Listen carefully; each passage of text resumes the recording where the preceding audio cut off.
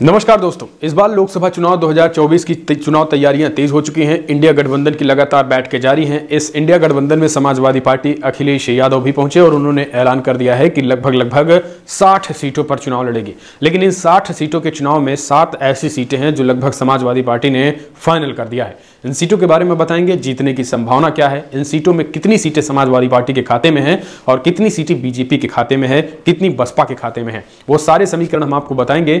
लेकिन आपको बता दें उससे पहले आपको यह जान लेना जरूरी है कि इस बार जो है वो 2024 लोकसभा चुनाव इंडिया गठबंधन, जिसमें समाजवादी पार्टी, आरएलडी और कांग्रेस के शामिल होने के पूरे संकेत दिखाई दे रहे हैं। और लगभग जो है वो कांग्रेस ने भी अखिलेश यादव की बात पे मुहर लगा दिया है और लगभग कहा है कि वो अखिलेश यादव और समाजवादी पार्टी के साथ साथ मोदी सरकार को हारने के लिए कुछ सीटों की अगर सेक्रीफाइस करना पड़े तो वो करने के लिए तैयार है। यही कारण है कि अखिलेश यादव 60 सीटों पर दावा ठोक दिया है। 10 से 12 सीटें जो है वो कांग्रेस को देने की तैयारी में है, जबकि 5 से 6 आरएलडी और 1 सीटें जो है वो चंद्रशेखर आजाद रावण की पार्टी देने की तैयारी में है। लेकिन इन सब के बीच सबसे बड़ी बात यह है कि 7 सीटों पर जो खबर निकल के आई है कि वो अखिलेश ने मुहर लगा दी है, उन 7 सीटों का समीकरण हम समझेंगे। सबसे पहले उनका नाम बता दें। सबसे पहली सीट है कन्नौज। कन्नौज से खुद अखिलेश यादव चुनाव लड़ने की तैयारी कर रहे हैं। फिर मैनपुरी है, जहां से डिंपल यादव सांसद हैं। और फिर आजमगढ़, सबसे हॉट सीट, जहां अखिलेश यादव ने चुनाव लड़ा था। फिर उसके बाद उपचुनाव हुए, उपचुनाव के बाद उन्होंने धर्मेंद्र यादव चुनाव लड़े, हार गए, लेकिन फिर जो है वो अब वहां से निरहुआ हैं। इसके साथ ही है अम्बेडकर नगर, फैजाबाद और फिरोजाबाद और फिर बदायूं। ये 7 सीटें हैं। इन 7 का समीकरण हम समझेंगे और बताएंगे कैसे इस बार जो है वो चुनाव में जो है वो फिलहाल समाजवादी पार्टी बाजी मारेगी, किनमें कौन है। हमारे साथ वरिष्ठ पत्रकार अतुल जी हैं, इनसे हम जानने की कोशिश करेंगे कि क्या ये समीकरण जो 7 सीटें हैं, जिनमें से जो है वो 5 सीटें लगभग बीजेपी के खाते में है, 1 पे सपा, 1 पे बसपा है, क्या लग रहा है कि इस बार समाजवादी पार्टी बाजी मारेगी। अतुल जी हमारे साथ हैं। अतुल जी, 7 सीटों पे लगभग समाजवादी पार्टी ने अपना फैसला कर लिया है कि वो इस बार 7 सीटें लगभग मुहर लग चुकी है कि इन 7 पे वो समाजवादी पार्टी चुनाव अपने प्रत्याशी उतारेगी। 7 सीटों में आप भी जानते होंगे मैनपुरी हो गया है, जो कि जहां पे डिंपल यादव हैं। तो मैनपुरी की बात हम कर लेते हैं। क्या लग रहा है कि मैनपुरी सीटें समाजवादी पार्टी जो है इस बार भी आसानी से निकाल पाएगी? ये तो बिल्कुल तय है। जो ये 7 सीटें हैं, अगर आपको बता दें, चाहे मैनपुरी हो, आजमगढ़ हो, हालांकि वो जो पिछला उपचुनाव रहा, बसपा के प्रत्याशी ने पूरा जो खेल वहां पर सपा का गड़बड़ किया, तो वहां बसपा के प्रत्याशी ने, लेकिन जो अब ये मूल उटर जब शिवपाल वहां से जगह आजमगढ़ से लड़ते हैं, शिवपाल यादव, तब वहां से महत्वपूर्ण हो जाएगा। तब जो दिनेश लाल निरहुआ यादव हैं, वहां पर भाजपा कमजोर पड़ती हुई नजर आएगी। लेकिन अगर इंडिया गठबंधन की बात करें, उसमें अगर बीएसपी शामिल होती है तो कहीं ना कहीं एक बार सपा को बड़ी मजबूती मिलेगी। आप देखे होंगे कि जो भाजपा के जीत का अंतराल है, कहीं ना कहीं उन्होंने बसपा ने ज्यादातर वोट काटा, इसीलिए सपा वहां पर कमजोर हुई है। आजमगढ़ की आप बात, आजमगढ़ में जी। तो आजमगढ़ में अभी निरहुआ है, उसके बाद बहुजन समाज पार्टी के इम्तियाज अली बसपा के थे, उन्होंने ज्यादा वोट काटा था और यही कारण है कि बीजेपी जीत सके। क्या लग रहा है कि इस बार भी कुछ सिचुएशन, क्योंकि शिवपाल यादव कहा जा रहा है कि चाचा शिवपाल जो है वो अखिलेश के पाले में आ गए हैं, तो इस बार वो आजमगढ़ चुनाव लड़ने की तैयारी कर रहे हैं। अगर शिवपाल जी उतरते हैं तो क्या फिर देखते हैं इस बार क्या लड़ाई वाकई में रहेगी, एक तरफा रहेगा? देखिए, शिवपाल जी का वहां होना और धर्मेंद्र यादव में बड़ा अंतर है, क्योंकि धर्मेंद्र यादव हमेशा बधाई से चुनाव लड़ते आए हुए हैं और शिवपाल एक बड़ी भूमिका लीड करेंगे, क्योंकि एक बड़े लीडर हैं और उनकी पैठ भी है। इस बार चुनाव गड़बड़ हुआ केवल बसपा की वजह से और उपचुनाव था, नहीं तो ये सब आप अंतराल खाते में देखते होंगे तो आजमगढ़ ये सपा का गढ़ है और ये सपा का गढ़ माना जाता है। चाहे मुलायम जी रहे हो, मुलायम जी वहां से चुनाव जीते हैं और अखिलेश यादव खुद वहां से सांसद थे। जब विधानसभा से चुनाव जीतते हैं मैनपुरी से, तब वो सीट छोड़ देते हैं वो।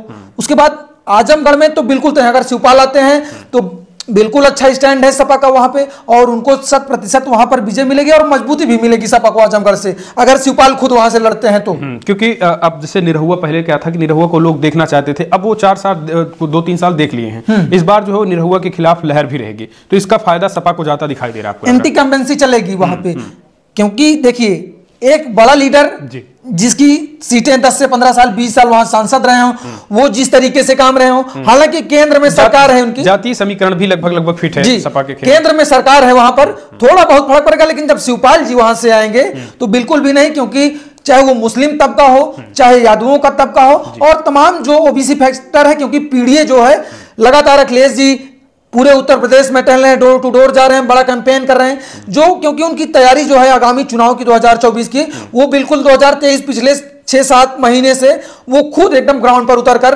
डोर टू डोर संपर्क कर रहे हैं अपने जो उनके कार्यकर्ता हैं जमीनी, चाहे वो छोटे कार्यकर्ता हो चाहे बड़े कार्यकर्ता हो, उनसे संपर्क किया जा रहा है। जो नाराज भी हैं, जो कुछ जैसे नाराजगी हो जाती है किसी चुनाव के दौरान, नहीं मिल पाना, टिकट नहीं मिल पाता किसी को, तो उनसे भी पूरा माहौल, इस जो पीडीए की यात्रा रही उसमें अखिलेश यादव ने ये सब जो त्रुटियां थी, क्योंकि पूरा पिछला जो चुनाव उनका 19 का एनालिसिस किए और इसके बाद ये जो नतीजा निकल के आ रहा है। कन्नौज एक सबसे बड़ी सीट है क्योंकि कन्नौज इससे पहले भी समाजवादी पार्टी का गढ़ था, लेकिन 2019 के लोकसभा चुनाव में सपा बसपा के एकजुट होने के बावजूद भी कन्नौज से सांसद जो है वहां की पहले की सांसद डिंपल यादव हार जाती हैं। कन्नौज क्या लग रहा है कि इस बार अखिलेश यादव को चुनाव लड़ने की उम्मीद जताई जा रही है। वहां से बीजेपी के सांसद सुब्रत पाठक जो है वो बीजेपी सांसद है। क्या लग रहा है कि अगर अखिलेश चुनाव लड़ते हैं कन्नौज में तो ये सीटें सपा खाते में जा देखिए उस समय क्या स्थितियां थी, क्योंकि शिवपाल जी इनके साथ नहीं थे। आप ये न कहिए कि सपा बसपा साथ थी, तो वो पश्चिमी बेल्ट में चाहे मैनपुरी हो, चाहे फिरोजाबाद हो, चाहे बदायूं हो, चाहे कन्नौज हो, शिवपाल का दबदबा है।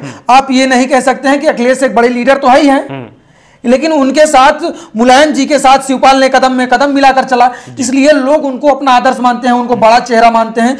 वहां शिवपाल का न होना वहां सपा के लिए घातक था, इसीलिए हाँ। और नहीं तो अगर शिवपाल जी होते तो ये सब जो सीटें थी आसानी के साथ, कन्नौज उनकी सीटें, बदायूं की सीटें आसानी के साथ निकल जाती। तो यानी इस बार जो है वो 24 में कन्नौज भी सीटें समाजवादी पार्टी जैसा लड़ने का अखिलेश ने ऐलान लगभग सूत्र बता रहे हैं कि हो गया, अखिलेश वहां से लड़ेंगे, तो ये फाइनल है लगभग। बिल्कुल, ये जो 7 सीटें अभी आपने गिनाया ना, ये बिल्कुल ये सपा का गढ़ रही हैं, और यहां पर जितने भी चेहरे उतारे जा रहे हैं वो बड़े चेहरे हैं, और उन चेहरों से सभी लोग उनके कार्यों से प्रभावित भी रह चुके हैं। और जातीय समीकरण की बात की जाए तो यहां पर सपा का जो मूल वोट परसेंटेज है वो ज्यादा है सभी पार्टियों से, चाहे बसपा हो चाहे भाजपा से हो। जी, अब बात कोर वोटर ज्यादा है, कोर वोटर हैं। अब हम बात कर लेते हैं ये 3 सीटों ही, मैनपुरी तो डिंपल यादव चुनाव लड़ेंगे ही। मैनपुरी तो हमको लगता है कि जितनी भी सीटें हैं सबसे ज्यादा अंतराल सीट भाजपा, वो सपा की जो सीट है वहीं पे सबसे ज्यादा जीत का अंतराल रहेगा। कोरगढ़ है, वो घर है, यानी वो घर है, घर से ज्यादा वो घर है बस। तो अब 3 सीटें हो गई हैं, आपने देखा आजमगढ़ हो गई, मैनपुरी, कन्नौज। अब हम बात कर लेते हैं, आते हैं थोड़ा सा अयोध्या साइड, क्योंकि अयोध्या में 2024 राम मंदिर का मुद्दा है। ये कहा जा रहा है कि समाजवादी पार्टी यहां से अपने नाम फाइनल कर दिया है। अयोध्या प्रसाद हैं एक समाजवादी पार्टी के नेता, ये जो है वो फैजाबाद सीट अभी तक थी लेकिन अब अयोध्या हो रही है। तो क्या लग रहा है कि अयोध्या प्रसाद यहाँ क्या खेला देखते हैं। और इसके जस्ट बगल अम्बेडकर नगर है, वहाँ भी समाजवादी पार्टी अपने प्रत्याशी उतारने की तैयारी में है। लालजी वर्मा जी को, जो कि पहले बसपा के नेता थे, अभी वहाँ भी बसपा के रितेश पांडे सांसद हैं। तो क्या लग रहा है कि ये दोनों सीटों भी लगभग फाइनल हो चुके हैं। तो यहाँ किसकी क्या देखते हैं समीकरण। देखिए, अभी राम मंदिर का 22 तारीख को वहां पर प्राण प्रतिष्ठा होगी उनकी। जी, मोदी जी आ रहे हैं। मोदी जी आ रहे हैं, अभी 2 दिन पहले रैली किए हैं मोदी जी वहां पे।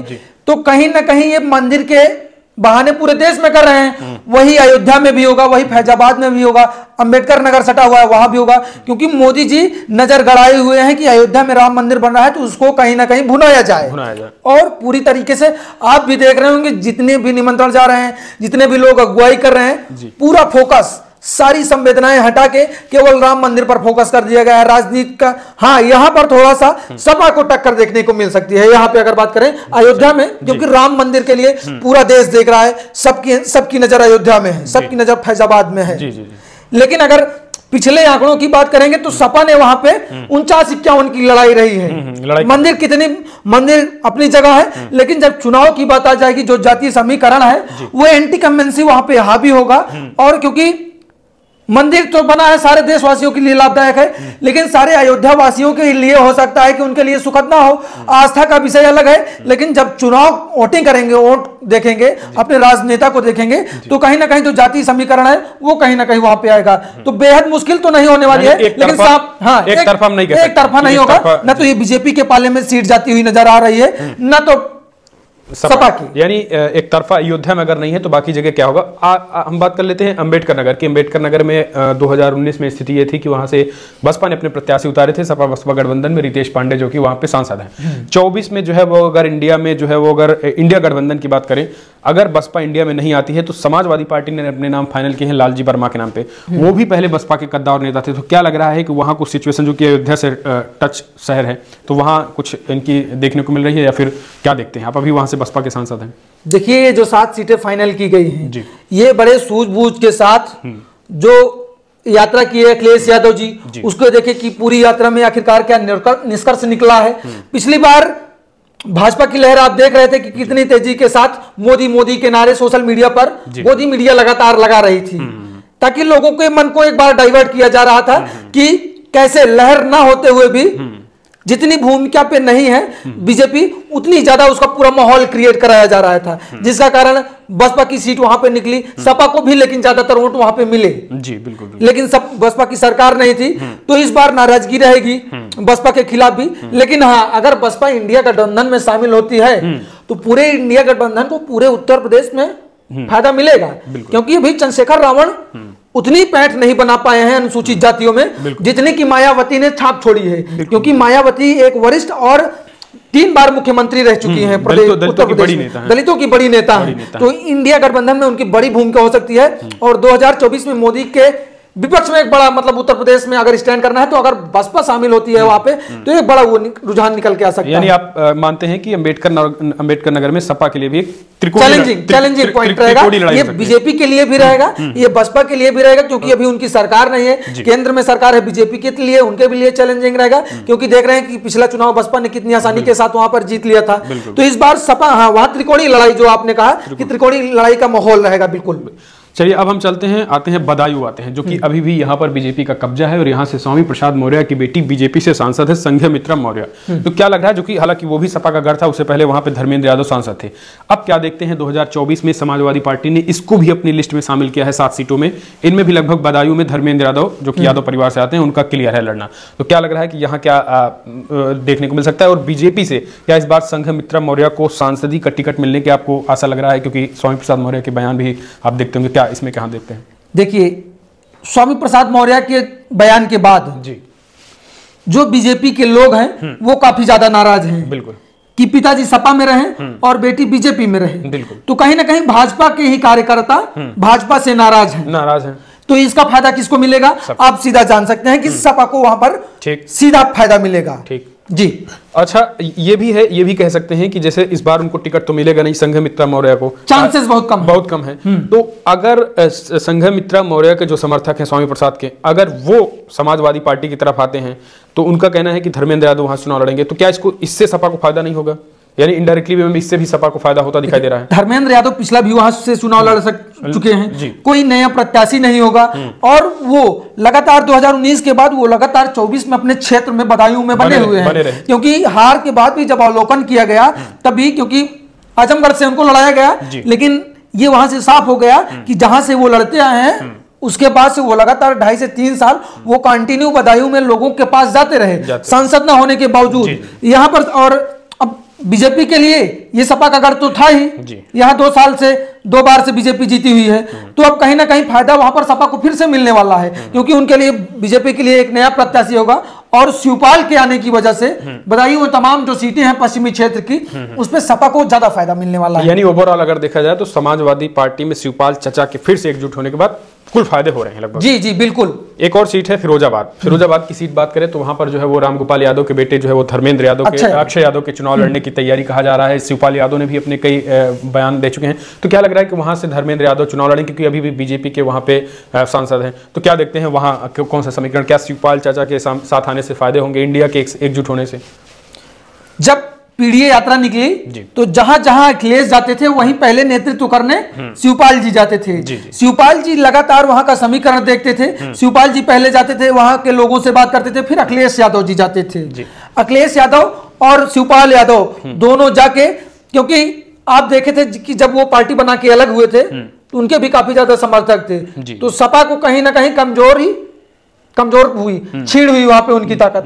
लेकिन जब ये पूरा परिवार एकत्रित हुआ है, संगठित हुआ है, तो कहीं ना कहीं सपा मजबूत हुई है। और पश्चिमी बेल्ट में वैसे भी शिवपाल यादव को मानने वाले काफी लोग हों, तो बदायूं हो, फिरोजाबाद हो, तमाम सीटों पर बहुत फर्क पड़ेगा।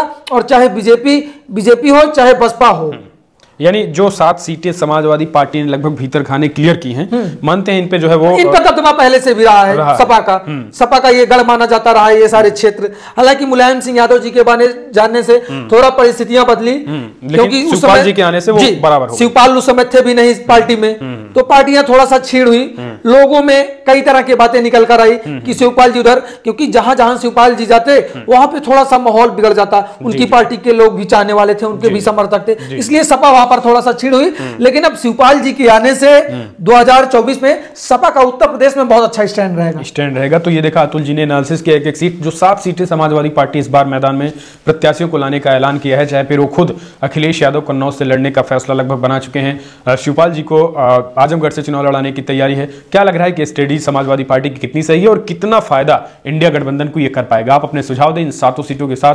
आगे की जो रिपोर्ट समाजवादी पार्टी या फिर इंडिया गठबंधन से आती है उत्तर प्रदेश लोकसभा चुनाव को लेकर, सबसे पहले हम आपको बताएंगे। इस वीडियो में इतना ही। जय हिंद, जय भारत।